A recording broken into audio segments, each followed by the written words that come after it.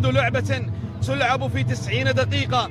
الليلة ليست مجرد مباراة، الليلة فصل أخير من حكاية المجموعة الخامسة دقيقة فحسب، بل ليصنعه 7 المنتخب الذي لديه الكثير من المهارات والتألق والبنية الجسمية. نعم لا شك بذلك. الكرات الطولية بيش فانيسكي، نعم هؤلاء اللاعبين الذين يصنعون الفارق. عدت إلى خارج أرضية الملعب بعد التسديدة التي كانت حاضرة من علي عامر، هذا اللاعب صاحب الرقم 19 في اللقطة الماضية. خط دفاع في هذه التسديدات في هذه المجموعة. اللقطة يستعد سجاد نصيري لتنفيذ الكرة الأمامية والحاضرة.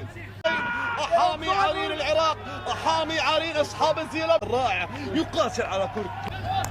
نعم المنتخب العراقي قادر على أن يسجل الكثير، وبالعامل النفسي وبالعامل الذهني وبالعامل البدني وبالعامل المعنوي يغير علي عامر يستعد على التنفيذ. علي عامر في هذا التوقيت، الكرة أرسلت إلى الأمام، عراقية الإماراتي زايد إبراهيم، وفي كل لقطة وخطأ يحتسب للعراق، خطأ يحتسب للعراق. نعم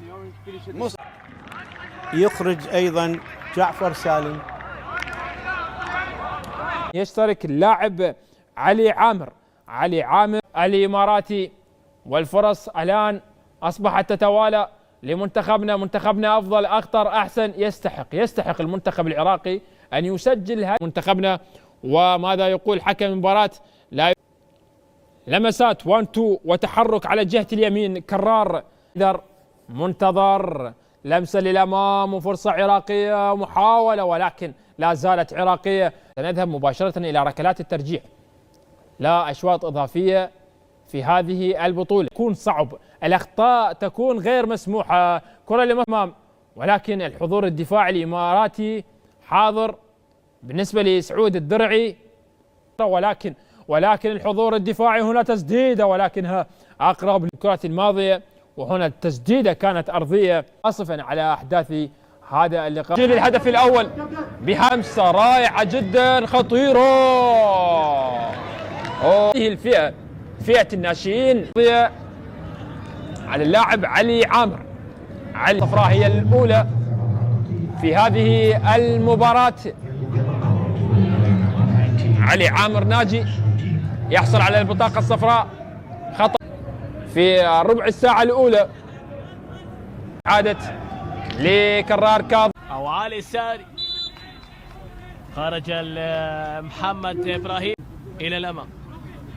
بهذا الاسلوب بهذه الطريقه المنتخب العراقي لن يحقق شيء، لن يصل الى مرمى منتخب لمنع الاهداف. منتخب بوتان هو منتخب يلعب فقط من اجل منع الاهداف ولا تهتز شباك. هذه كره عراقيه، يصل الى النقطه السابعه، يتبقى له لقاء مهم امام منتخب استراليا.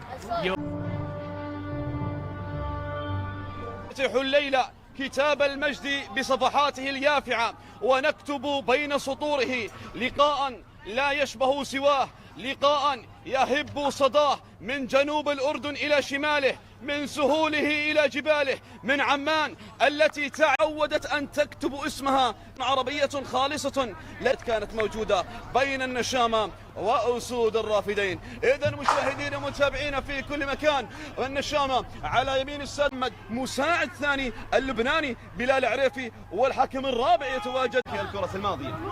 تغطية موجودة عراقية، انطلاقة موجودة. أمير حيدر وصلت إلى مالك يتلقى بطاقة صفراء. السلام إن شاء الله يا اللاعب الأمير حيدر إلى حسين الديمي ولكن مقطوع الكرة الآن. وصل سيكون في اللحظات القادمة عند النشامة. الكرة أرسلت، عبيدي يرسل الكرة إلى مالك، نفس الزاوية أزد يعيش، ولكن عند المنتخب العراقي يحاولون في التقدم، ولكن التغطية موجودة. التغطية